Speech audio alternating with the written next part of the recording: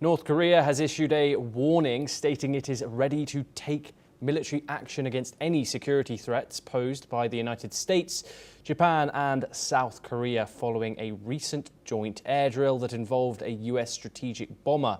The warning comes as North Korea continues to express its intense opposition to what it views as intrusions in the region. This escalates tensions after a B-52 bomber flight near South Korea supported by fighter jets from the Allies, which North Korea interprets as a threat. Meanwhile, Russian Foreign Minister Sergei Lavrov, who is in North Korea for strategic talks, has reaffirmed the close military partnership between the two countries, with Kim Jong-un expressing unconditional support for Russia's actions in the Ukraine crisis. We're once again joined by Professor Popovsky. How would you analyse North Korea's and Russia's relationship here? Unconditional support was the phrase used today by Kim Jong-un to Russia's top diplomat. How do we analyse this relationship, and what does Russia want out of North Korea, and what does North Korea want out of Russia here?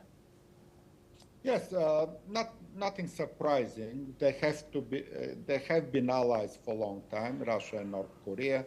As we know, North Korea supply even soldiers to the Russian war with Ukraine. Certainly military support, weaponry, and so on. So it's a continuation of a long relationship, a friendship even between North Korea and Russia. But that's where things end. The only country which so fully support Russia in this war with Ukraine is basically North Korea. Even China, even Iran don't do that. So that's the only remaining country in the world where Lavrov can go and be treated as a friend. It is Pyongyang in North Korea. That's why he's so happy always to go there and to hug with the North Korean partners and to talk about the endless friendship and all of that. This is the friend of Russia in the world, only one, and called North Korea. Yes, they will supply some more weapons, maybe some more soldiers, but that's it. Otherwise, Ukraine is supported by 150 other countries in the world, where we see who is supporting Russia in this war. Only one, only North Korea. Not any news anymore for that.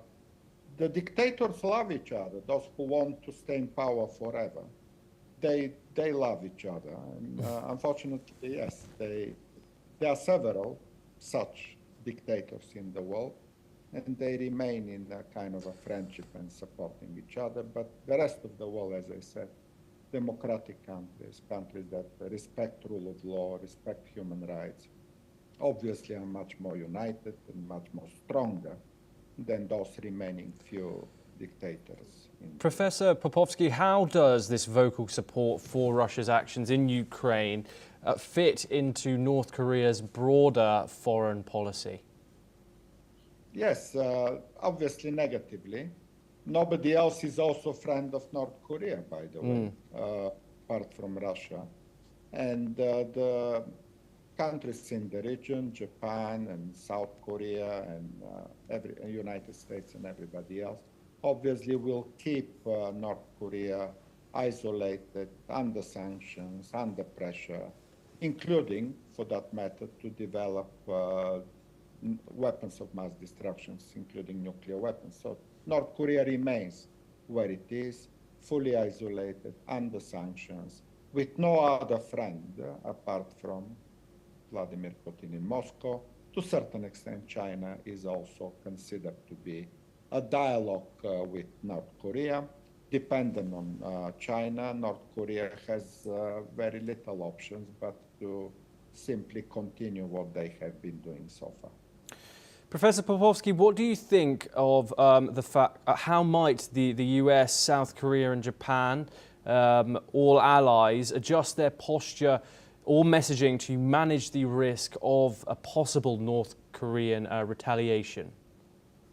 So far, they were doing quite well, that format you mentioned, United States, Japan, and South Korea, using also connections to China. So we don't see much of a